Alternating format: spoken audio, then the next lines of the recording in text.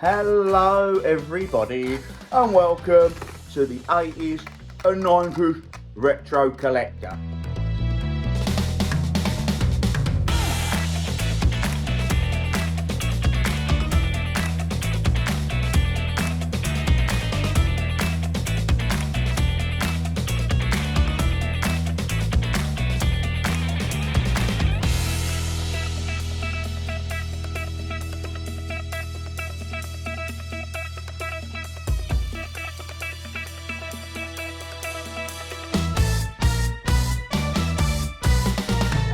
How are we doing? How old is this guy, Nick?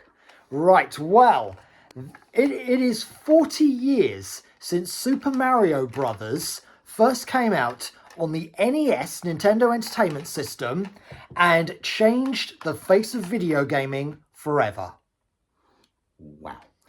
Who would have thought that this little guy here, first seen in the arcade game Donkey Kong in the early 80s, would become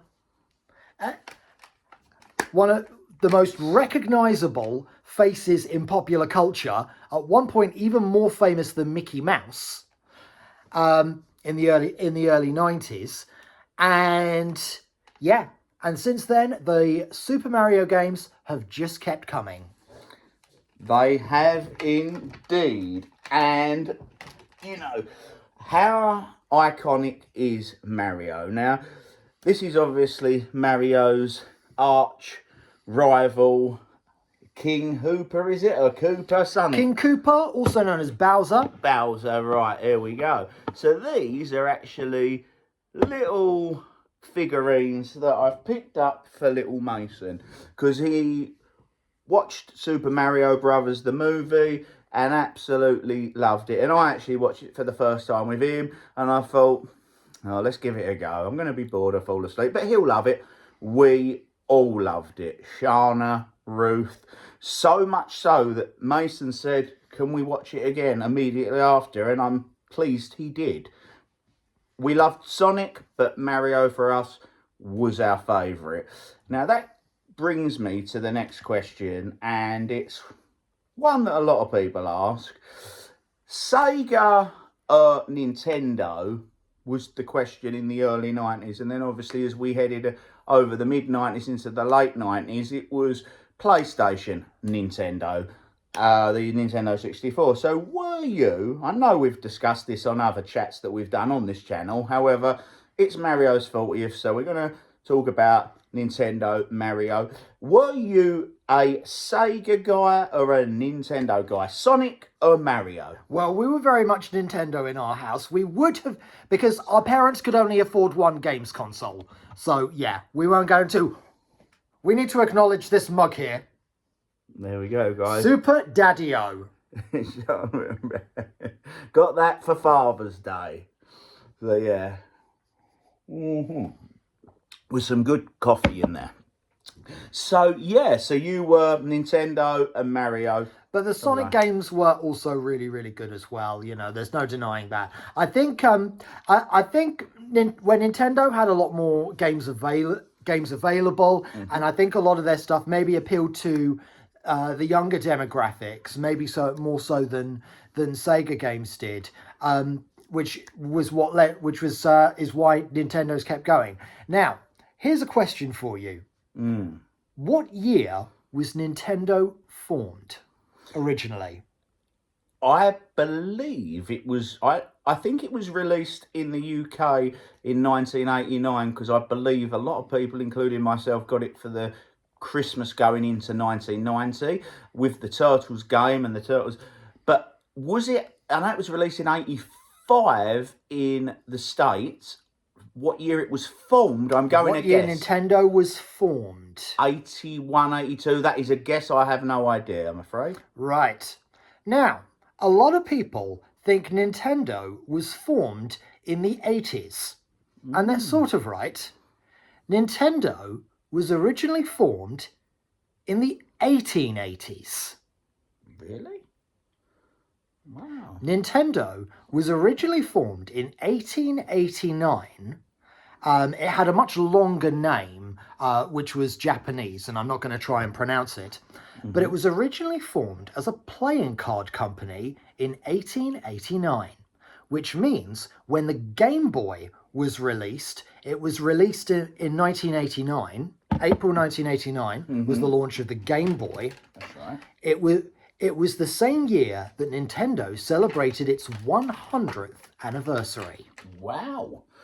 I remember seeing that written in that down in a feature in Game Zone magazine, and where it had a list of like video game manufacturers and when they were formed and stuff. Most of them were formed in like the 60s and 70s, the companies that make a lot of the video games.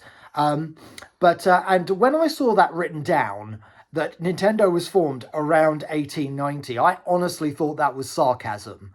But it wasn't. It was originally formed in 1889 as a playing card company. Wow, I did not know that. That is unbelievable. Thank you for that insight. So this is how it worked for us. It was the most exciting thing, because before this we'd played, like, I believe it was like the Atari or something, where a ball goes up and down and you're like playing tennis or something. It was a really ancient... The game Pong. Yes, Pong, that's it. Yes, of course, the variant of ping pong or table tennis. So that's what we'd play, and I remember seeing advertised, and it was like you'd watch the telly as a child with your jaw like, wow. Like, yes, indeed. Of course, when we were at primary school, we had computers made by Acorn, and when I was at EGX and Comic Con, I was there, I think, the day before you. You were. I actually saw an old Acorn computer that I'd not seen since when being in primary school in the 80s. And I had to go on the Space Invaders game there. I was still as bad as it now as I was back then. And so yes, it is quite remarkable how far video gaming has come since then. It is. So it was just, we were like, imagine getting this, and we didn't think in a million years we would, and we'd opened our Christmas presents, it's just 35 years ago, and then my mum and dad walked in the room with this wrapped up box, and like, what could that be? And I just remember ripping back the wrapping paper there and seeing the Ninja Turtles, and honestly the excitement, Nick. And when we put it on and it come up and you're actually playing as a turtle, when I was obsessed with turtles and watching, now I can play as and it was just remarkable. And that feeling, didn't quite get the same feeling. I was very excited a couple of years later when I got the Sega Mega Drive and loved Sonic, but I'm a Nintendo guy. And then I loved the 64. Never really took to the PlayStation. All my brothers did, but I'm like, oh man, the 64. Just something about Nintendo and Mario, for me, were nostalgia. Yeah, and I was so impressed with the movie. It was great. We've got the Nerd Bag. Nerd bag. Right, it's in a nerd based bag. This stuff isn't from nerd based, but I figured I need to keep these in something, and there are plenty of companies that I'm not going to give subliminal advertising to. So nerd based, however, I'll do it for them. Yeah. Right. Now I have here almost every game that I got for my Game Boy. Now bear in mind that I was not good at video games as a kid, and when I started getting really bad at one, I just went and bought another. So maybe not an idea that I endorse. I got my Game Boy in 1993. I was 12 years old, and I have no idea how I'd managed to save up enough of my own money to get it. But it came with Tetris, which of course is famous the world over. Does anyone know? Do you know where the name Tetris comes from? No idea whatsoever. Right, it's originally derived from the Russian word tetra, meaning the number 4. All the blocks in Tetris are made up of 4 squares. So that's where it comes. That's where it comes from originally. Now, some good facts here today. I love it. The first game that I got as well as Tetris was Lemmings. Oh, very popular game. Very famous, available on like every single console ever, I think, has Lemmings on. And it was basically just trying to get those little blighters over from one area to another, getting them not to fall over cliffs or walk into fire or things like that. I don't think it translated very well to the Game Boy because it was quite hard to see things. But it was a good fun game nonetheless. Right. I don't know how we're going to... Right, where shall we go next? Now, of course, the most famous video game for a while on the Game Boy was Super Mario Land. Okay. And, of course, after that was Super Mario Land 2, which introduced Wario. That's right. So Super Mario 2 in 6 Golden Coins introduced Wario to what this is for the first time. And then, 2 years later, out came Super Mario Land 3, Wario Land. Which basically featured Wario having been defeated in Super Mario Land 2, looking for a new home and trying to take over an island. Thankfully, he was not trying to install some kind of authoritarian regime on it or anything like that. But Not North Korea style, though. no, at least I think not. Although, if you collected enough coins and treasures, then you could end up owning the moon. Oh, now who wouldn't want to own the moon? I love these little games. You know, I've got some, and I display them. But when I hold them in my hand, again with the Game Gear games, I got a Game Gear, but I always wanted a Game Boy. It was quite remarkable given how Game Boys were in black and white. You know, theoretically, they should not have been as successful as they were, but they were. They were. And you keep, I mean, for this being 30 years old or 32 years old, you keep them in. You really look after your stuff. I mean, that looks like it's just come out of the shop. And he got that in 1993. 1984, yeah. He says as he drops it. Right. A Wario Land 2 came out after that. Ah, okay. And they really got their money's worth with Wario, because there was also the game Wario Blast, which was a combination of Wario and another character who you can just see in here, Bomberman. Ah. Bomberman originally Bomberman was originally seen in the game Dynablaster, which was another popular game, and Bomberman was the sequel to it, and they brought out a special edition which also featured Wario. Got ya. Okay. Right. Of course, Tetris was another of the most popular Game Boy games, and of course, in 1994 they released a Tetris 2. Right. It was, although not quite as addictive as the original, it still had plenty of good gameplay in it. I like puzzle games more than any other type of game. So I really enjoyed that one. Okay. Okay. Did you have a Game Boy, Ruth? Yes, I did, yeah. Yeah, and what was your favourite game on the Game Boy? Mario. Mario. Mario Land? Yeah. Okay. Yes, indeed. Did one bit of Tetris. Yep. I bet you were good at that because you love playing similar games to that now, don't you? Yeah. Oh, go. So, yes, now we mentioned Donkey Kong earlier, which of course was the game in which Mario, originally known as Jumpman, first appeared. And Donkey Kong had a bit of a renaissance in the early to mid-90s with the release of Donkey Kong Country on the Super Nintendo. There was also it came out the same year in 1994, where they also released a special Donkey Kong 94 game on the Game Boy, and they also released Donkey Kong Country on the Super Nintendo, which featured some of the most advanced graphics ever to be seen on a 16-bit console.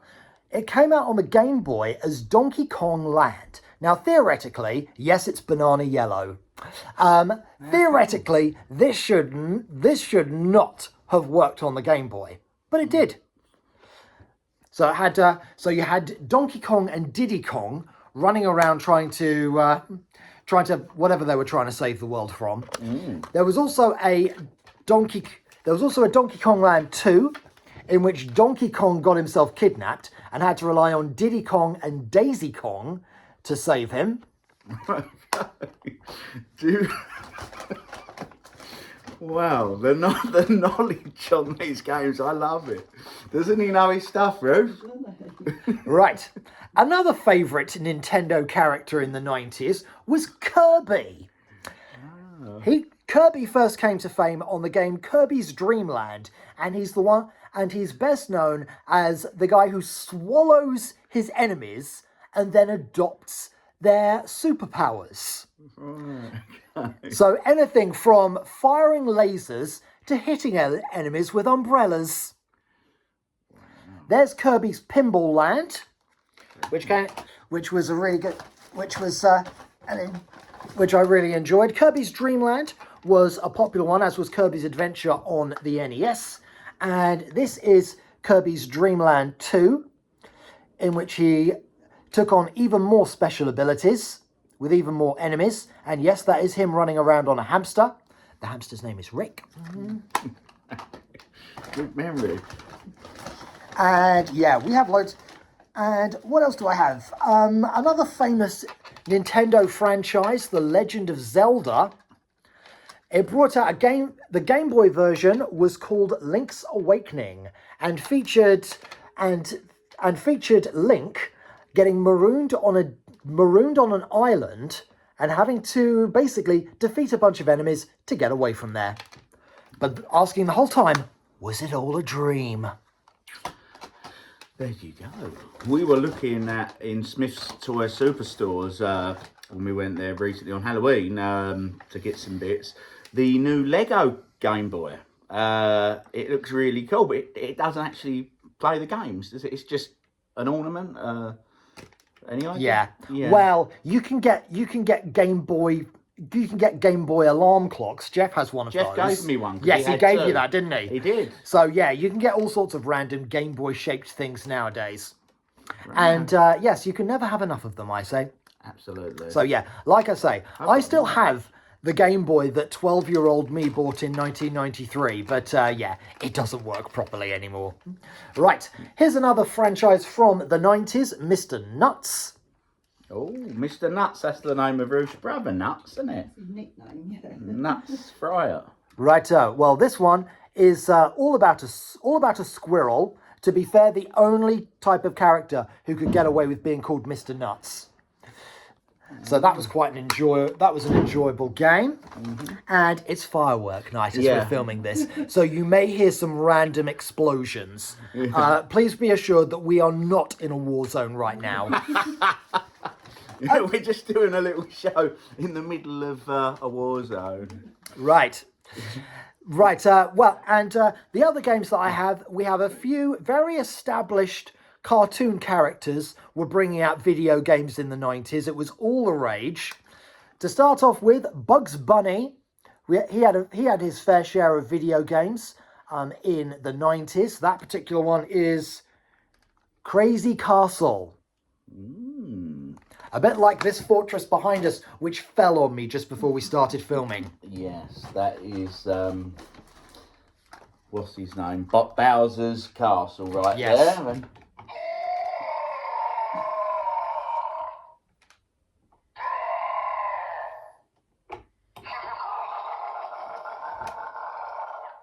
Don't get too scared, Mario. He's hiding.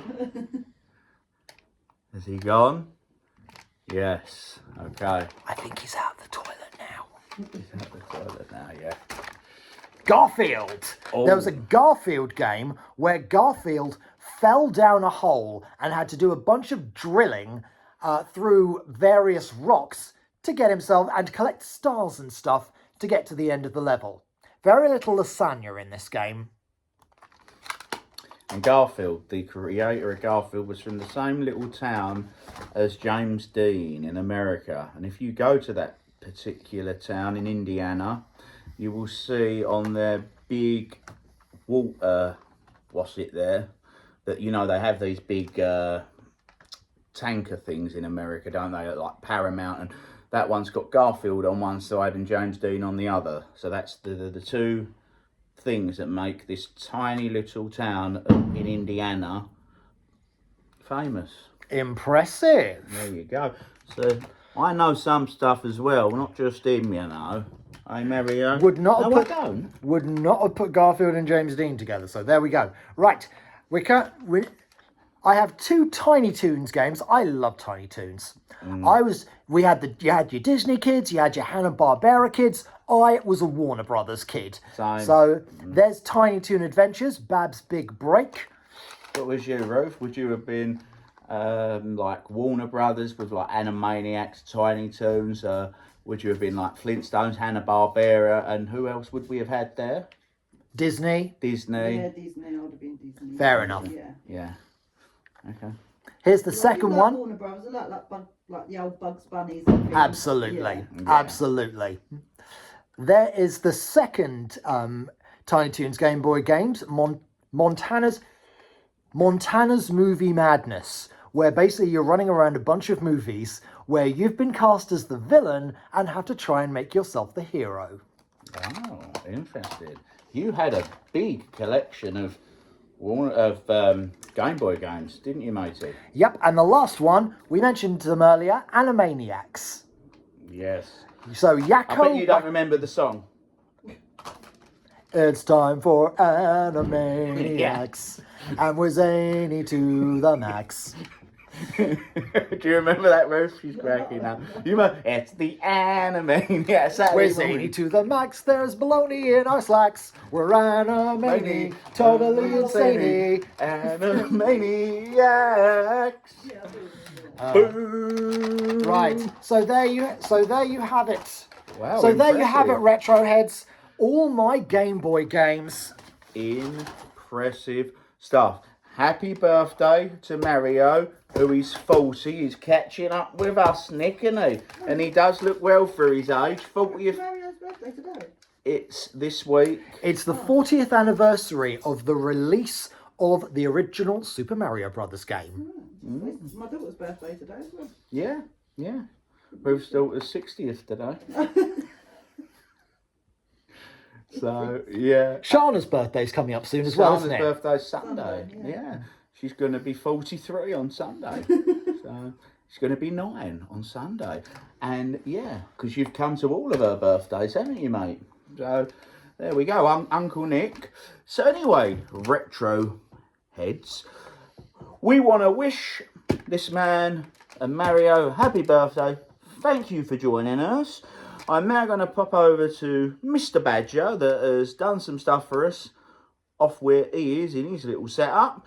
And then when we get back, the main man here, before he goes and shoots his radio show tonight, Curveballs, which is my favourite way of breaking up the week, is going to do some CD talk, because we know you all love that.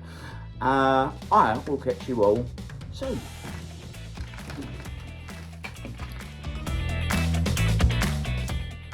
Happy anniversary, Nintendo! And a big shout out to the 80s and 90s retro collector. Today we're going to go through my Game Boy collection with this special carry case. Now I was able to get this from Romford in the sort of second-hand sort of game shop they do there, and that was really cool. And it cost me about a tenner actually, and it's proper robust as well, proper robust. And that's old school stuff as well. And I've got my games here that we've got here, whoopsie doodle. I've got Killer Instinct, one of my favourite games, not only on the Game Boy but just in general. We've got, of course, the man of the hour, Super Mario. Indeed. We got one of my favourites, and this even works quite well on the OG Game Boy. That's Donkey Kong Land, one of my favourites, that one. And of course you've got 5-in-1 Gallery. That was really cool. I used to love playing that back in the day and still love having a go of it now. It's like having a little arcade in your pocket. It's really fun. And one of my favourites, but where I'm getting older I can't really see what's going on, but this is definitely one of my favourites back in the day, and this was a WWF Superstars game. Now, for me, I can only really play this on the Game Boy Color now because my eyes are terrible, but this was classic back in the day. You know, I've got my Light Boy. This was quite a rare one actually. Although the battery pack doesn't work, it's still a rare accessory nowadays. Most of them are all smashed and things like that. So it's quite rare to get one that even just works a little bit. That was quite a rare find. And of course, the OG Game Boy, still working and everything. Can't beat it.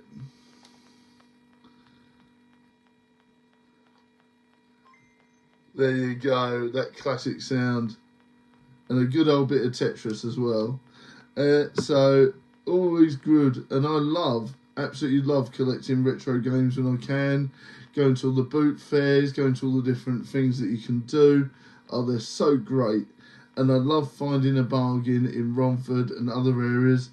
And it's just so much fun. Tell us some of your favourite retro games down below. And I'll see you all next time.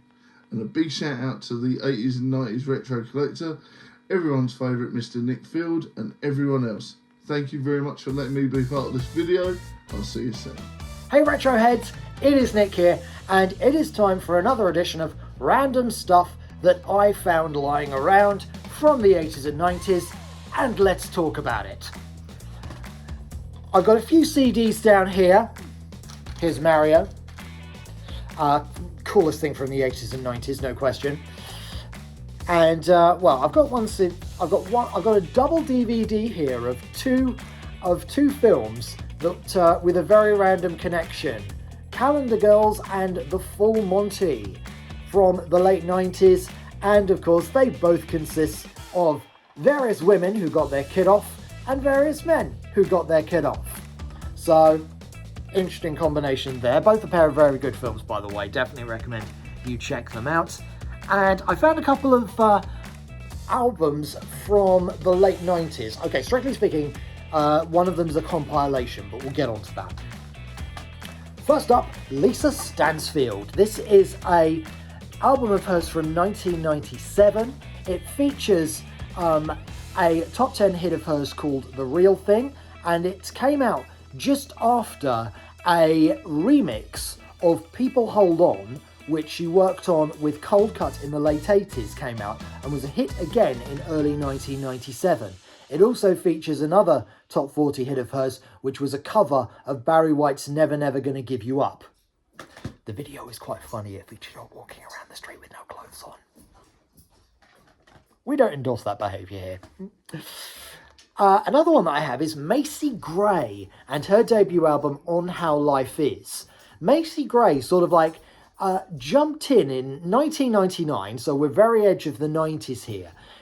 She had a big hit with the song I Try, and which led to this album selling loads and loads of copies, and was very different to kind of everything else that was around at the time. So definitely worth going and looking that up again. I also have here The Cause. This is the best of The Cause. Their album Talk on Corners was, I think, the biggest selling album of 1998. It features their cover of Fleetwood Mac's Dreams, which was their first top 10 hit, and some other tracks like What Do I Do, What Can I Do, Radio, and the unplugged version was probably my favourite song of theirs, and yeah, a few others as well. And of course they went on to, and very funny story about The Cause is a certain TV presenter, who shall remain nameless, once asked them how they met. Do you know why they're called The Cause? It's their surname. Why do you think they've all got the same surname?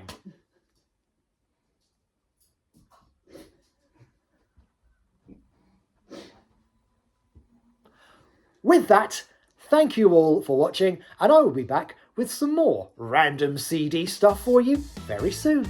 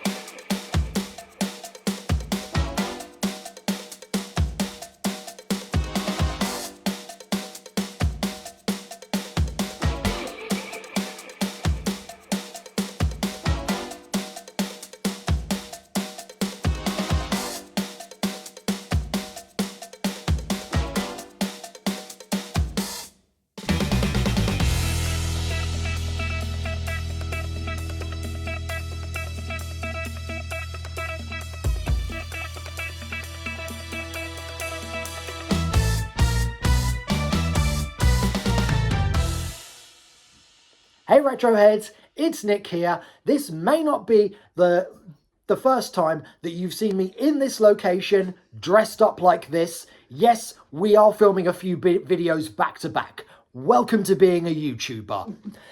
Today I have for you the Party Box.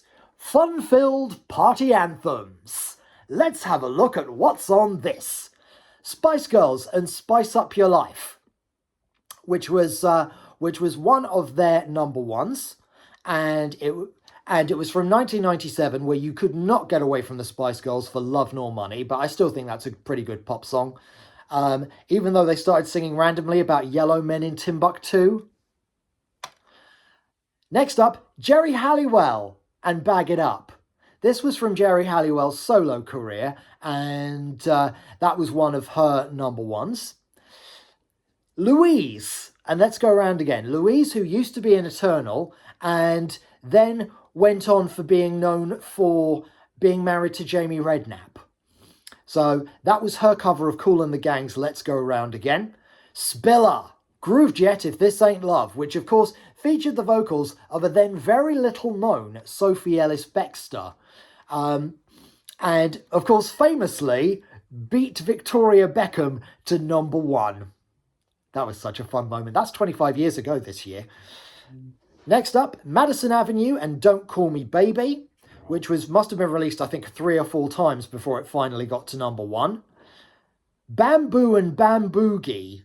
I don't remember how that one goes. It was another of these anonymous dance acts who were quite big in the late 90s. Chocolate Puma and I Wanna Be You. That track still gets stuck in my head every so often.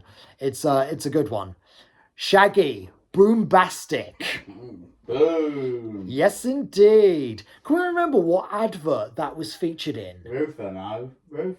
Mr. Bombastic. It was featured in a claymation. It was a jeans advert. That's right. It was a jeans advert which had claymation in it. And yeah, I mean, it randomly, the guy in question rescues a girl from the top of a building, and I think he then drops his trousers.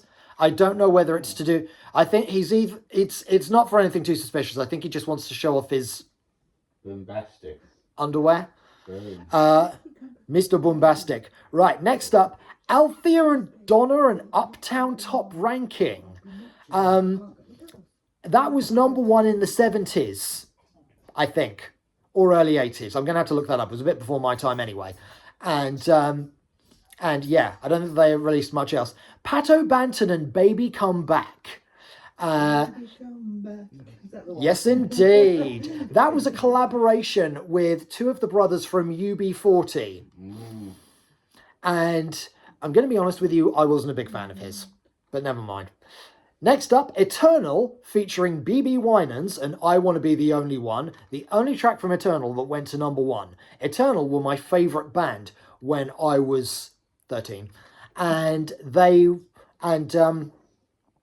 know what? I still hold up that they had a lot of good songs. They definitely held up well to the R&B that was being put out in the US at the time. So that's my story and I'm sticking to it. Of course, BB Winans, famous soul singer from the US. Next up, MC Hammer, You Can't Touch This. His bank manager proved otherwise when he went bust a few years later.